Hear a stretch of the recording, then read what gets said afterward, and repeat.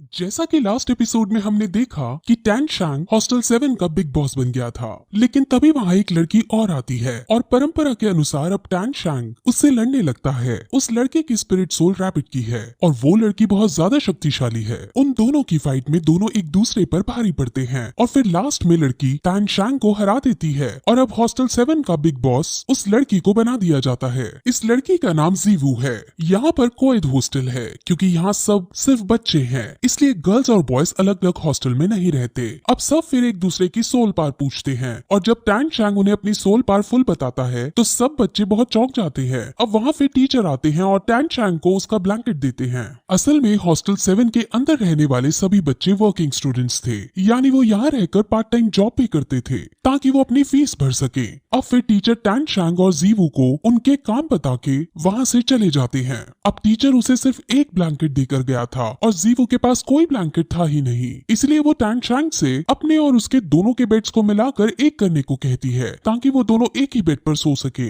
अब सब बच्चे बहुत चौंक जाते हैं और टैन शांग से जलने लगते हैं। टैन शांग भी घबराते हुए उससे कहता है कि भला एक लड़का लड़की एक साथ एक बेड पर कैसे सो सकते हैं, जिस पर जीवो कहती है कि जब मुझे लड़की होकर कोई दिक्कत नहीं तो तुम्हें लड़के होकर क्या परेशानी है। अब फिर वो बेड्स को अटैच करता है और दोनों सो जाते हैं। अब अगले दिन वो सभी बच्चे मेस के अंदर खाना खाने जाते हैं और जीवू को ऊपर फ्लोर पर खाना खाने का मन था, लेकिन वहाँ उसे ये पता चलता है कि ऊपर वाला फ्लोर अमीरों के लिए है और गरीबों के लिए ऊपर जाना मना है। अब ये सुनकर सभी को बहुत बुरा लगता है क्योंकि ऊपर बैठे अमीर लोग उन्हें चिढ़ा भी रहे होते हैं। हॉस्टल 7 के सभी बच्चे अब नीचे के फ्लोर पर ही खाना खाने के लिए बैठने लगते हैं, लेकिन तभी वहाँ ग्रैंड मास्टर आते हैं। ग्रैंड मास्टर वही है जिसे टैन शांग ने अपना टीचर बनाया था।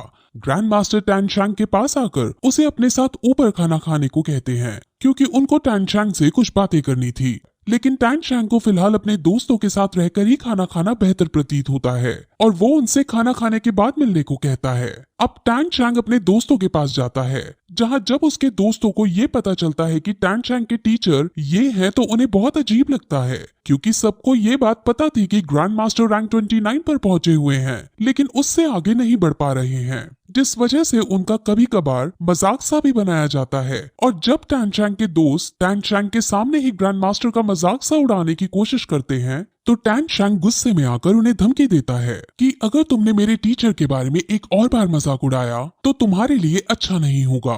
अब वो फिर सीधे ग्रैंड मास्टर से मिलने जाता है और अब ग्रैंड मास्टर उससे उसकी दूसरी स्पिरिट सोल को दिखाने को कहते हैं। वो उन्हें अपनी दूसरी स्पिरिट सोल दिखाता है जो असल में एक हैमर की थी।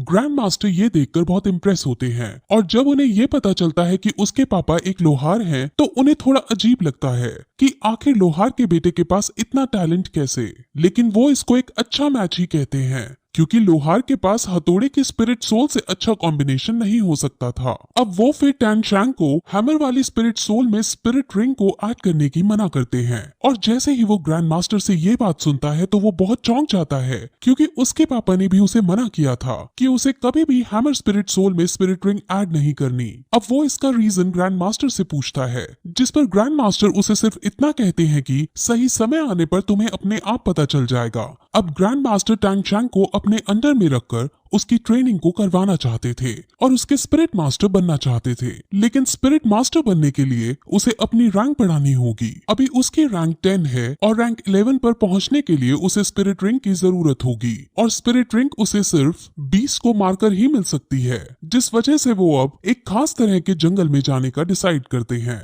ताकि उस खास तरह के जंगल में जाकर उन्हें शिकार करने के लिए 20 मिल सके। वो उसे फिर उसकी स्पिरिट सोल जो कि एक ब्लू सिल्वर ग्रास की है उसके बारे में उसे कई सारी नॉलेज देते हैं और वो नॉलेज हम आपको आगे आने वाली वीडियोस में स्टोरी के साथ बताएंगे। अब फिर टैन शांग अपने हॉस्टल में सोने के लिए जाने लगता है क्योंकि कल उसे जल्दी उठकर ग्रैंड मास्टर के साथ जाना था, लेकिन हॉस्टल में जाते वक्त उसे रास्ते में जीवू दिखती है। असल में जीवू समझ जाती है कि पिछले दिन टैन शांग मन से उससे हारा था और उसने अपनी पूरी एबिलिटीज नहीं दिखाई थी, इसलिए अब जीवू उसे रास्ते में रोककर फाइट करना चाहती थी। अब वो दोनों फाइट करते हैं और फाइट करते वक्त दोनों के बीच एक रोमांटिक एंगल भी नजर आता है और तभी वहाँ एक लेडी टीचर उन्हें इस कंडीशन में देख लेती है और उन्हें गलत समझ लेती है। वो इतने छोटे बच्चे थे और दूसरी बात वो पब्लिक में ये सब कर रहे थे, जिस वजह से वो उनको डांटने लगती है, लेकिन जीवू इतनी शरारती थी कि वो टीचर को ही धक्का मारकर वहाँ से चली जाती है। अब फिर अगले दिन टैंग शैंग ग्रैंड मास्टर के साथ गाड़ी में बैठकर जंगल में जाने लगता है और रास्ते में वो उसे कई तरह के बीस्ट के बारे में नॉलेज देता है। वो फिर उसे एक खास तरह की बेल्ट देता है और उस बेल्ट के अंदर वो जितना चाहे उतना सामान स्टोर कर सकता है। अब इस बेल्ट को पाकर टैंग शैंग बहुत खुश हो जाता है क्योंकि वो अपने हिडन वेपन्स भी इसमें छुपा सकता था। अब वो इस जंगल के एंट्रेंस के पास पहुंच जाते हैं और इस एंट्रेंस के थ्रू सिर्फ खास लोग ही जा सकते थे और ग्रैंड मास्टर का रुतबा तो पूरे शहर के अंदर था, जिस वजह से ग्रैंड मास्टर और टैंग शैंग को जंगल के अंदर जाने की परमिशन दे दी जाती है। अब वो दोनों जंगल के अंदर जाते हैं। जंगल के अंदर कई खतरनाक बीस्ट मौजूद थे और उन बीस्ट से इन दोनों को भी खतरा हो सकता था, इसलिए ये दोनों अब कदम फूंक फूंक कर आगे बढ़ते हैं। अब फिर ग्रैंड मास्टर उसे अपनी स्पिरिट सोल दिखाता है जो कि असल में एक बीस्ट टाइप की स्पिरिट सोल है। उनकी स्पिरिट सोल बहुत ज्यादा खास और एक तरह की वेरिएंट थी, लेकिन अब टैंग शैंग को थोड़ा सा अजीब लगता है क्योंकि उनकी स्पिरिट सोल तो इतनी अच्छी है फिर भी उनकी रैंक आगे क्यों नहीं बढ़ रही। जिस पर अब ग्रैंड मास्टर उसे सच्चाई बताता है कि उसकी ये स्पिरिट सोल जब ही अवेकन हो गई थी जब उसकी रैंक हाफ थी और इस वजह से अब वो कितना भी हार्ड ट्रेन कर ले वो कभी भी अपनी रैंक को आगे नहीं बढ़ा पाएगा और इसीलिए ही ग्रैंड मास्टर ने अब रैंक बढ़ाने को छोड़ रैंक्स के बारे में पढ़ना शुरू कर दिया था और अब बहुत सारी नॉलेज इकट्ठा कर ली थी। अब फिर उसे अपनी 20 स्पिरिट सोल के बारे में बताता है कि ये एक बार में 3 अटैक कर सकता है और ये बहुत शक्तिशाली भी है। वहाँ से वो लोग फिर आगे बढ़ते हैं और उन्हें एक बीस्ट नजर आता है, लेकिन वो बीस्ट बहुत कमजोर था और उसको मारने से उन्हें एनर्जी नहीं मिलने वाली थी, जिस वजह से वो उसको वहीं छोड़ आगे बढ़ जाते हैं।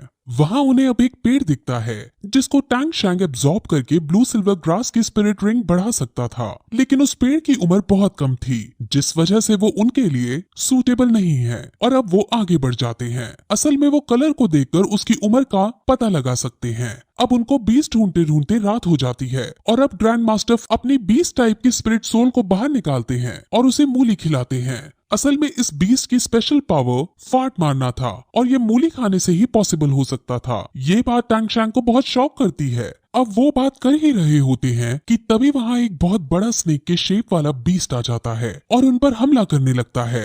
वो बीस्ट 100 साल से भी ज्यादा पुराना था और बहुत शक्तिशाली था और उसे ग्रैंड मास्टर नहीं मार सकते थे, जिस वजह से वो उससे बचकर भागने की कोशिश करते हैं। लेकिन वो बीस्ट उनको पकड़ने के लिए उनके पीछे दौड़ता है और उनको मारने ही वाला होता है कि तभी ग्रैंड मास्टर की स्पिरिट सोल उस पर हमला कर देती है, लेकिन वो बीस्ट उससे भी बच जाता है। ग्रैंड मास्टर और टैंग शैंग अपने अपने तरीकों से उसे हराने की कोशिश करते हैं, लेकिन दोनों में से कोई उसको नहीं हरा पाता। इसीलिए अब टैंग शैंग एक आइडिया सोचता है।